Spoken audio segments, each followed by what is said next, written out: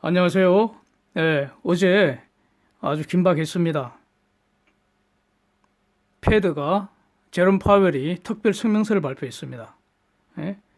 그래서 결론적으로 미국의 제로 금리 시대가 과연 열리는지 예? 이걸 가지고 한번 놀아보려고 합니다. 다우가 일주일간 대략 3,500포인트 싹둑 잘렸고요. 최고점 대비 4,200포인트 날라갔습니다. 일주일간 미국 시장에서만 3조 2천억 불의 돈이 사라졌다고 합니다. 다우지수 하락 속도가 역사상 가장 빠르게 지금 추락했습니다. 이 키가 나노미터급밖에 안 되는 이 작은 이 바이러스가 아주 대단한 위력입니다. 또 엄청납니다. 어제도 다우가 추가로 1000포인트 이상 하락하는 것 같았는데 오후에 낙폭을 좀 줄였죠. 나스닥은 강보합입니다. 무슨 일이 있었습니까? 바로 구원투수가 등장했다는 거죠. 페드의 제롬 파웰이 특별 성명서를 발표했습니다. 중요하니까 제가 그냥 비록 발음은 좀 안 좋지만 제가 한번 다 읽어보겠습니다. The fundamentals of the U.S. economy remain strong. However, coronavirus poses evolving risks to economic activity. Federal Reserve is closely monitoring developments and their implications for the economic outlook. We will use our tools and act as appropriate to support the economy. 간단합니다. 미국 경제 매우 강하다는 거죠. 그런데 지금 코로나 바이러스가 위험이 점점 커지고 있다는 겁니다. 그래서 이 경제 상황을 주시하고 있는데 페드는 미국 경제 뒷받침해 주기 위해서 우리가 사용할 수 있는 모든 툴 다 사용할 거고 행동하겠다 이런 내용이죠. 그래서 이 제롬 파웰 이 성명 덕분에 다우 1000포인트 추가 하락은 제동이 걸린 것으로 저는 봅니다. 그런데 문제는 말이죠. 도대체 페드가 뭘 할 수 있다는 겁니까? 네? 돈 풀고 금리 내리는 겁니다. 그래서 이 성명 발표 후에 말이죠. 3월 19일 세 번째 목요일 날 미국이 기준금리를 무려 50bp 내려서 기준금리 레인지가 1 내지 1.5% 될 확률이 95%까지 급변을 했습니다. 그 사이에 계속 확률이 막 변했는데 궁극적으로 지금 이렇게 변해 있습니다. 지금 이 가격이 거래가 되고 있다는 뜻입니다. 미국 국채시장 수익률 폭락세도 좀 진정이 됐습니다. 그래프 한번 보시면요. 그 전에 10년물 T노트가 1% 하향 돌파할 기세였습니다. 제가 쭉 체크를 했었습니다. 금융위기 당시보다 훨씬 더 심각합니다. 아주 무섭습니다, 이거 지금. 대단합니다, 지금. 놀자판이 아주 크게 지금 벌어지고 있는 겁니다. 그리고 달러 지수도요. 약보합세 이제 보이고 있습니다. 금리가 내리면 다른 조건 동일할 때 환율은 약세 요인이니까 그 달러 강세 현상이 이것도 좀 진정된 것으로 이렇게 보인다는 겁니다. 그래서 일단 3월 19일 날 이렇게 되면요. 진짜로 50bp 내릴 가능성을 이제 인정을 해야 합니다. 그래서 지난주 초반부터 제가 아침마다 진행할 때 기준금리 인하 여부 어떻게 전개되는지 주목한다고 말씀드렸습니다. 지금 이렇게 결론이 내려졌다는 겁니다. 아직까지는 지금 사실만 정리를 하는 것입니다. 어제 있었던 급박한 사실들 아직 문제제기 안 하고 있습니다. 트럼프보다 우한 바이러스가 더 무섭고 힘이 센 것 같습니다. 트럼프가 금리 내리라고 그렇게 노래를 불러도 꿈쩍도 안 하던 연준이 무려 50bp 내릴 것 같다고 급변을 했습니다.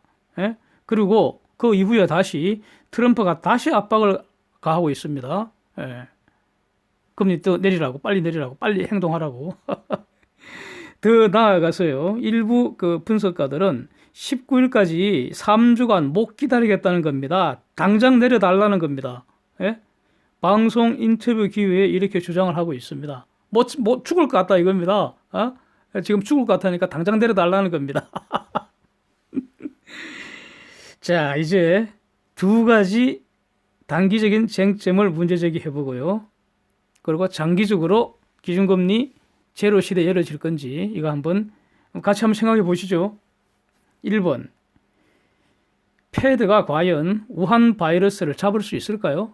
예? 지금 바이러스 때문에 이런 일이 일어났지 않습니까? 예? 바로 패드가 과연 우한 바이러스 잡을 수 있을까? 이 질문이 11년 전 금융위기와 본질적으로 현재의 상황이 다르다는 걸 나타내고 있습니다. 금융위기는 그야말로 미국 금융시장의 그 머니게임의 일종의 후폭풍 아니었습니까? 파생상품을 매개로 돈 굴리기, 즉 폭탄 돌리기 하다가 이거 터진 거 아닙니까? 예. 그래서요, 저는 개인적으로 리먼 브러더스 굳이 죽이지 않아도 해결할 수 있었다고 봅니다. 그렇게 엄청난 그 돈을 새로 다 빌려줬잖아요. 예? 리먼 브러더스가 돈이 없어서 그렇게 된 거 아닙니까? 리먼 브러더스한테도 돈 빌려줬으면 안 죽었을 거 아닙니까? 그래서 어쨌든 저는 굳이 죽이지 않을 수도 있었다고 보는데 어쨌든 여기에 대해서는 견해가 갈리겠죠. 예. 희생양은 필요하니까요. 언제나. 하여튼 간에 그 리먼 브러더스는 죽여버렸고요. 유동성 사라져서 죽는다고 아우성을 치니까 죽을 놈 죽여버리고 정리할 거 정리하면서 훨씬 더 많은 돈을 풀었습니다. 이게 안꼬이죠. 빚 못 갚아서 아우성이니까 결국 더 많은 빚을 지워서 해결한 겁니다. 예? 그래서 당시는 돈 문제였으니까요. 돈이 안 돌아서 실물 경제가 막히는 거 방지하기 위해서, 그래서 그때는 바로 패드가 최고의 전문가 아닙니까? 하여튼 패드는 자기 역할 그 당시 잘 했다. 이렇게 지금 와서 보니까 결과론적으로 이렇게 평가를 할 수 있을 것 같습니다. 지금은 어떻습니까? 사실 그때 풀은 그 글로벌 부채 그 폭탄이 중공을 이제 그 필두로 터질 준비하고 있었던 것으로 이제 그렇게 째려보고 있었는데, 엉뚱하게도 듣도 보도 못한 그런 우한 바이러스 때문에 요놈의 요거 눈에 보이지도 않는 나노미터급 바이러스가 지금 온 세상을 쭉 흔들어 놓고 있습니다.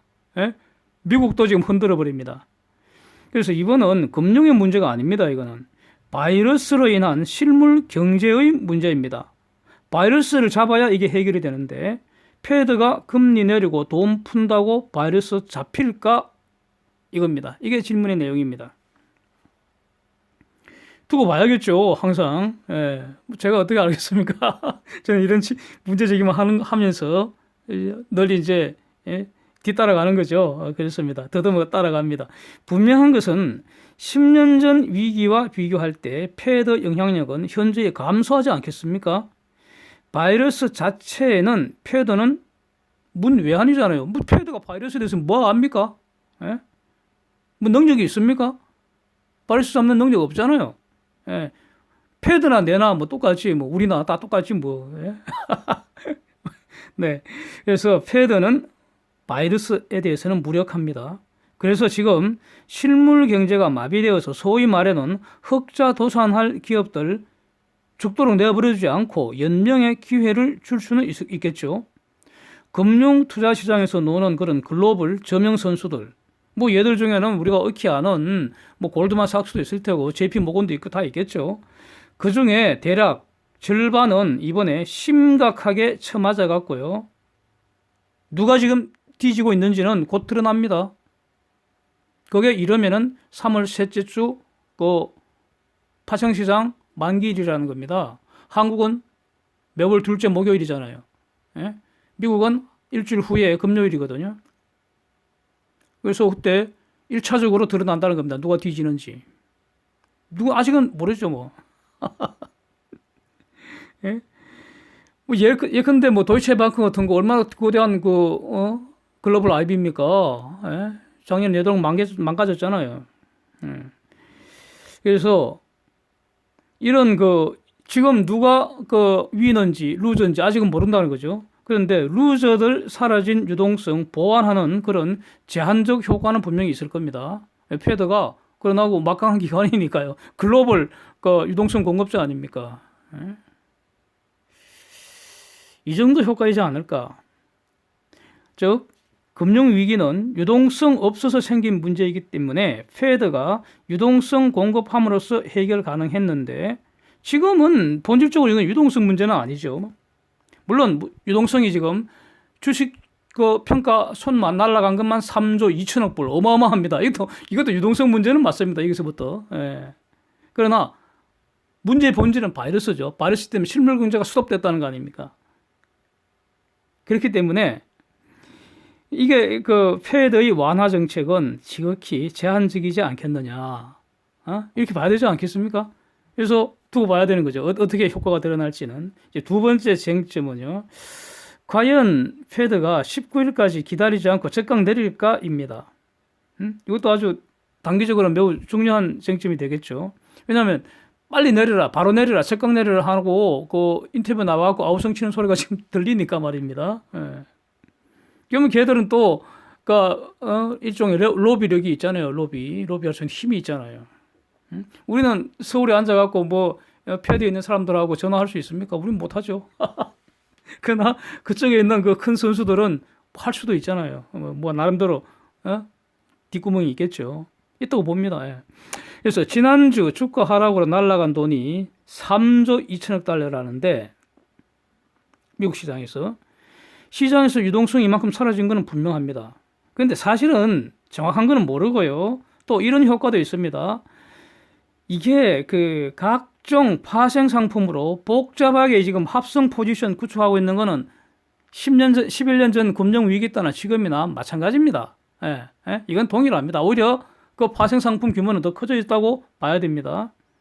그래서 금융시장에서 돈이 사라졌다기보다는 당신들 계정에서 스마트한 계정으로 글로벌 자금 이동이 일어났을 뿐입니다. 지금 일어나고 있는 거죠. 그게 딱 확정되는 게 3월 셋째 주 그 파생 상품 만기일이 되는 거죠. 뭐 내 마녀의 날 뭐 그러지 않습니까? 예.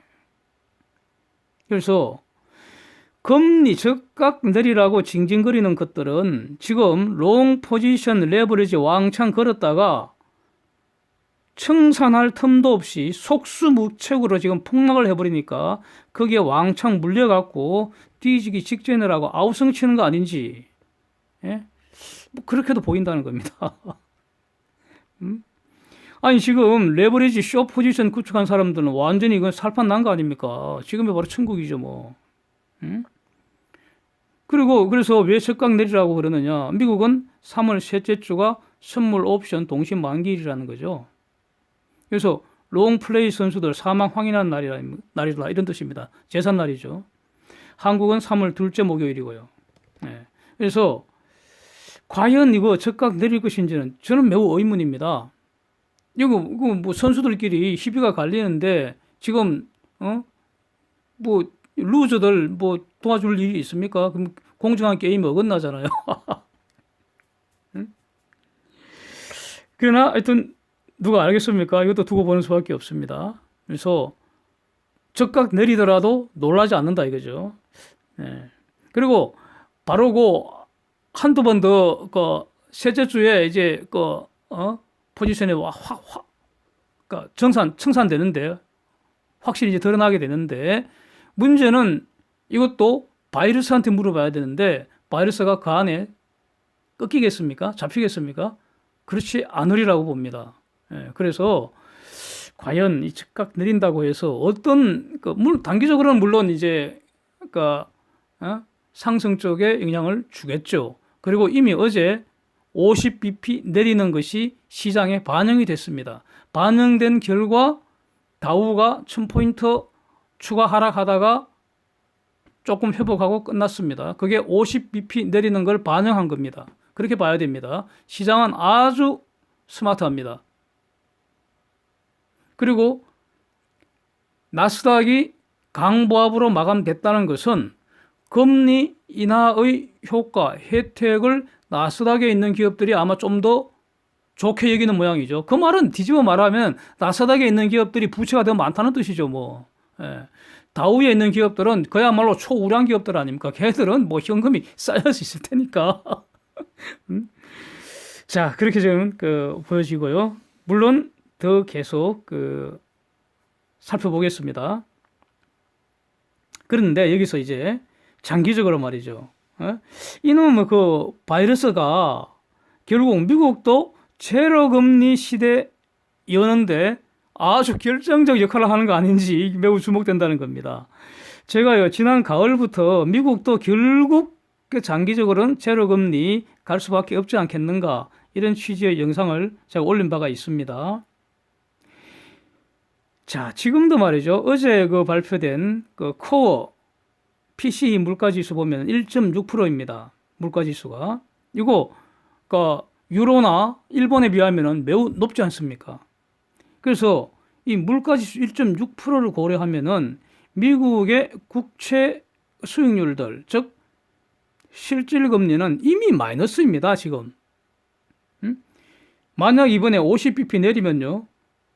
그러니까, 페드가 기준금리를 내리면은 단기물 수익률이 더 많이 영향을 받고요. 장기물 수익률은 좀 적게 영향을 받습니다. 예, 모든 채권들이 만기별로 다 다른데 그것이 일률적으로 팍 내리는 게 아니라는 거죠. 자, 이렇게 되는데 물론 그 장기물 수익률도 단기물과는 분명히 다르지만은 분명 하향 압박을 받을 것이고요. 물론 또 이미 다 반영되었다고 볼 수 있습니다. 그래서 막상 50bp 금리 인하 발표하면은 반대로 움직일 가능성도 항상 열어둬야 합니다. 시장은 이미 반영돼 있다고요. 그래서 어제 저는 그 10년물 T노트가 1% 밑으로 내려갈 줄 알았는데 막 그런 기세더라고요. 엄청나게 빠졌습니다. 그러다가 성명서 발표하면서 다시 살짝 위로 올라갔거든요. 이렇게 이미 반영됐다고도 볼 수 있습니다. 근데 이제부터 문제는 이번 한 번의 인하로 지금 진행되고 몰려오고 있는 저 고금대 베어마켓을 막을 수 있겠습니까? 그렇게 보는 사람은 거의 없을 것 같습니다. 즉 올해 여러 번 금리 인하 가능성이 이제 매우 높아졌다는 겁니다. 만약 이번에 50bp 내리고요. 다음에 25bp씩 한 서너 번 더 내려버리면은 미국은 공식적으로 기준금리 제로금리 시대가 다시 열리는 겁니다. 그렇게 되면은 실질적으로는 깊은 마이너스 금리 시대입니다. 이렇게 돼버립니다. 그래서 이런 상황을 과연 패드가 용인할지도 일단 의문입니다. 그러나 기준금리 인하 압박은 지금 매우 강하고요. 왜냐하면 고금대들이 막 몰려오고 있으니까. 고금대, 베어마켓. 이대로 되면 고금이 한 마리가 오는 게 아니라 그냥 때로 몰려올 가능성이 있다고요. 그래서 참 이제 패드의 고민이 깊어질 것 같은데, 이러한 문제에 대한 정답도 누구한테 물어볼 사람이 없습니다. 바이러스한테 물어봐야 합니다. 저는 그렇게 생각합니다.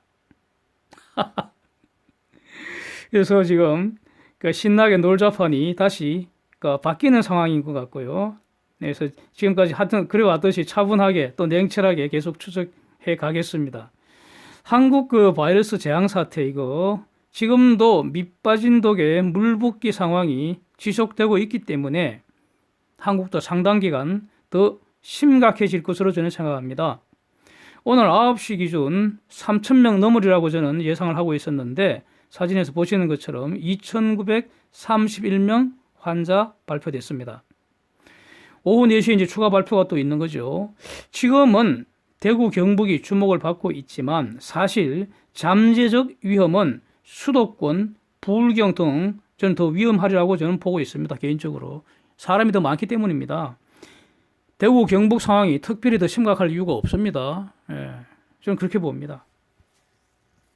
그러니까 대구, 경북은 지금 드러나고 있는데 왜냐하면 그게 집중적으로 검사를 하고 있으니까요. 그 사이에 수도권과 부울경 등 다른 지역 전국적으로 저기 광주나 이쪽 지역도 예외가 아니라고 저는 생각합니다. 그래서 오히려 초반에 대구 경북에서 환자가 더 많이 드러나는 것이 장기적으로 보면은 그 나쁘다고 할 수도 없을 것 같습니다.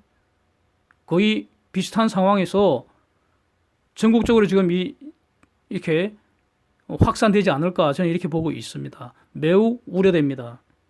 한국은 사실 수도권, 부울경, 대구, 경북, 광주, 전남 이쪽 지역이 큰 차이가 없지 않습니까? 매우 좁은 곳에서, 거의 하나의 생활권입니다. 일일 생활권. 이미 일일 생활권이 된 지가 오래됐습니다. 그래서 전국이 다 위험한 상황이다. 저는 이렇게 생각을 합니다. 자, 그 이후 이제 별도 영상으로 다시 한번 분석해 보겠습니다. 이상입니다. 감사합니다.